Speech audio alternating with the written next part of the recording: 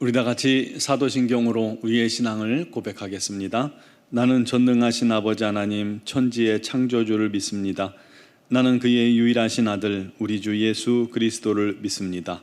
그는 성령으로 잉태되어 동정녀 마리아에게서 나시고 본디오 빌라도에게 고난을 받아 십자가에 못 박혀 죽으시고 장사된 지 사흘 만에 죽은 자 가운데서 다시 살아나셨으며 하늘에 오르시어 전능하신 아버지 하나님 우편에 앉아 계시다가 거기로부터 살아있는 자와 죽은 자를 심판하러 오십니다.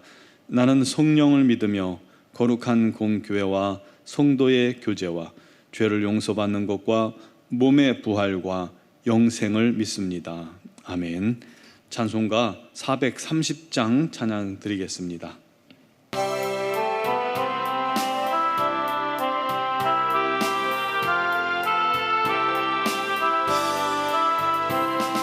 주와 같이 길 가는 곳 즐거운 일 아닌가. 우리 주님 걸어가신 발자취를 밟겠네. 한 걸음 한 걸음 주 예수와 함께 날마다 우리 걸어가리. 어린아이 같은 우리 미련하고 약하나 주의 손에 이끌리어 생명 길로 가겠네. 한 걸음 한 걸음 주 예수와 함께 날마다 우리 걸어가리. 꽃이 피는 들판이나 험한 골짜기라도 주가 인도하는 대로 주와 같이 가겠네.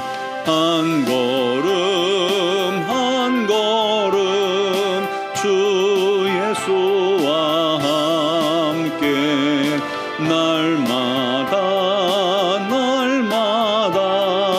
우리 걸어가리.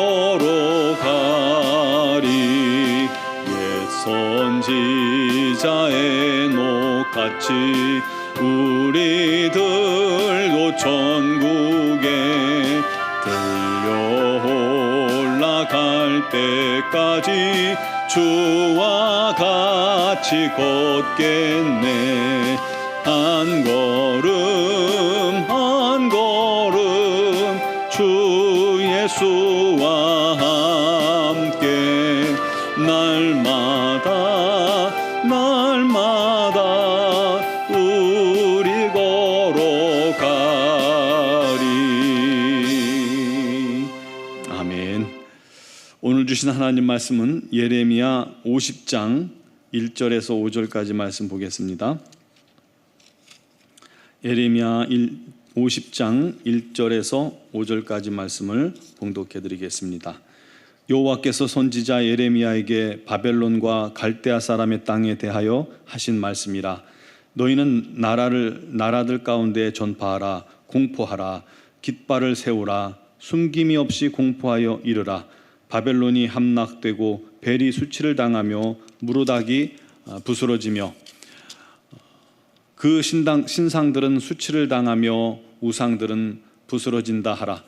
이는 한 나라가 북쪽에서 나와서 그를 쳐서 그 땅으로 황폐하게 하여 그 가운데 사는 자가 없게 할 것임이라. 사람이나 짐승이 다 도망할 것임이니라. 여호와의 말씀이니라.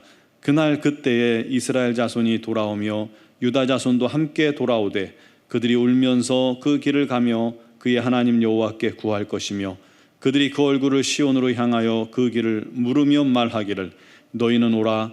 잊을 수 없는 영원한 언약으로 여호와와 연합하라 하리라. 아멘. 옛 속담에 공든 탑이 무너지랴 하는 말이 있습니다. 힘을 다하고 정성을 다해 한 일은 쉽게 헛되이 되지 않거나 무너지지 않고 그만한 보람이 있다라는 그런 말입니다. 그렇지만 요즘 돌아가는 세상을 보면 딱히 또 그런 것 같지도 않습니다. 아무리 공든 탑일지라 할지라도 한순간에 무너지는 것을 볼 수 있기 때문입니다. 평생 운동만 해서 그 분야에 최고가 된 선수들이요, 이 과거의 어리석은 한 잘못으로 인해서 한순간에 그동안 쌓았던 것이 와르르 무너집니다. 평생 또 정직과 신의를 중시하면서 많은 사람들에게 존경받던 정치인도 한순간의 범죄나 말 한마디로 무너져 내립니다. 그리고 그 현실을 받아들이기가 힘드니까 스스로 생을 마감하는 일도 우리가 봅니다. 한때 절대 흔들릴 것 같지 않던 세계 굴지의 기업들도요, 변화하는 시대에 조금이라도 뒤처지면 한순간에 무너지는 것은 일도 아닙니다. 미국의 쌍둥이 세계무역센터가 초강대국 미국의 상징과도 같은 건물이었잖아요. 그러나 그것도 한순간에 무너져 내리는 것을 우리가 목격했습니다. 그것이 아무리 강하고 아무리 힘이 있고 부유하고 견고해도, 심지어 강력한 초강대국일지라도 이 땅에 그 기초를 둔 것들은 마치 우리가 이 두꺼비 집을 짓잖아요. 흙으로 두꺼비 집 같이 언제든지 무너질 수 있음을 기억해야 하는 것입니다. 오직 하나님의 말씀과 하나님의 능력과 예수의 반석 위에 세워진 것만이 영원히 흔들리지 않는다는 것을 믿으시기 바랍니다. 예레미야 50장부터 52장까지는 예레미야 예언의 마지막 부분이죠. 그동안 바벨론의 초강대국이요, 거대한 제국으로서 주변 민족들을 침략하고 정복하고 편입해서 점점 더 거대한 제국을 세우기에 힘쓰는 모습을 봅니다. 그런데 그들이 잘나서 그랬을까요? 자기들이 뛰어나서 그랬을까요? 여러분, 그건 아니잖아요. 하나님께서 그들을 심판의 도구로 붙잡아 사용하셨기 때문입니다. 하나님은 바벨론을 심판의 망치요 철퇴라고 표현하셨습니다. 그렇듯이 44장부터 하나님께서는 바벨론을 통해서 애굽을 시작으로 블레셋, 모압과 암몬과 에돔과 다메섹과 게달과 하솔과 엘람을 심판하셨습니다. 그러므로 바벨론은 당시 주변국들에게는 공포의 대상이었죠. 두려운 심판자와 같은 그런 모습이었습니다. 그러나 바벨론 사람들은 그 전쟁이, 그 자기들의 힘이, 자기들의 신이 도와서 그렇게 됐다, 자기들의 신의 능력으로 가는 곳마다 승승장구하고 승리할 수 있다라고 여긴 겁니다. 그래서 가는 곳마다 자기들의 우상을 전파했죠. 그리고 주변의 모든 나라들은 이 주변을 다 정복한 강력한 신이니까 너도 나도 그 신을 받아들이기 바빴습니다. 그들이 믿는 신은 벨 또는 무로닥이라고 말하고 있죠. 바알과도 같은 그러한 신을 말합니다. 이 벨의 이름의 뜻은 주인이라는 말입니다. 이 바벨론은 무소불위의 초강대국으로 결단코 무너지지 않을 줄 알았습니다. 그런 나라였어요. 그런데 마침내 하나님께서 그 바벨론을 심판하신다고 예레미야를 통해서 우리가 읽은 본문부터 해서 52장까지 그렇게 바벨론의 심판을 예언하고 계신 겁니다. 실제로 3절에 보면 한 나라가 북쪽에서 나와 그를 쳐서 그 땅을 황폐하게 하리라 말씀합니다. 그것처럼요, 메대와 바사 연합군이 바벨론의 벨사살 왕 시절에 바벨론을 침략합니다. 이 바벨론의 성읍은 얼마 전에도 말씀드렸다시피 난공불락의 성이에요. 이중성이에요. 성 위로는 그 마차가 다닐 정도로 큰 도로가 있습니다. 초롱성이에요. 성 주변에는 수로까지 파놓았습니다. 그런데 결단코 그 누구도 뚫리지 않을 그런 성인데 하루아침에 힘도 못 쓰고 점령당하고 말았습니다. 어처구니 없는 일이 벌어진 거예요. 그들이 그렇게 신뢰하고 자랑하던 신은 아무런 힘이 없고 정작 자기 나라는 구원하지 못합니다. 이 모든 것이 다 하나님의 섭리였다는 것을 그들은 몰랐던 것이죠. 자기들이 잘해서가 아니라 하나님의 심판의 도구였기 때문에, 우리 하나님께서 사용하셨기 때문에 지금까지 그렇게 되었다는 것을 몰랐던 거죠. 이 바벨이라는 뜻이 혼돈이라는 뜻을 가지고 있듯이 그들은 죄와 우상 숭배와 악한 영의 권세로 말미암아 영적인 혼돈, 무질서 가운데 있던 나라입니다. 하나님께서 그들을 도구로 사용하신 후 그들을 가만 놔둘 수가 없으시죠. 그래서 이제 그들을 심판하시겠다고 말씀하신 겁니다. 여러분, 이게 세상 이치요 결론입니다. 그러므로 오직 하나님만이 유일한 하나님이요 참 신이요 세상 주관자요 흥망성쇠의 유일한 열쇠임을 믿으시기 바랍니다. 따라서 죄인의 형통을 우리가 바라보면서 부러워하면 안 돼요. 그 죄인들이 아무리 잘 되고 지금 잘 나가도요, 그들의 결론은 바벨론이에요. 그들이 지금 떵떵거리고 권세를 쥐고 모든 것을 소유한 듯해 보이지만 그들의 결론은 바벨론과 똑같아요. 우리가 부러워할 필요 없습니다. 오직 우리가 할 일은 하나님의 의로운 손에 붙잡혀서 하나님 안에서 하나님의 터 위에서 하나님의 뜻대로 우리의 삶을 세워나가는 것이고, 우리의 가정을 세워나가는 것이고, 우리의 교회를 세워나가는 것이고, 이 나라를 세워나가기 위해 기도해야 합니다. 그게 정답입니다. 그 하나님께서 이스라엘 자손들을 70년 만에 포로에서 돌아오게 하실 것도 예언을 통해서 말씀하고 계시죠. 그때 그들이 울면서 그 길을 가며 그의 하나님 여호와께 구할 것이며, 그들이 얼굴을 시온으로 향하여 길을 물으며 말하기를 너희는 오라, 잊을 수 없는 영원한 언약으로 여호와와 연합하라.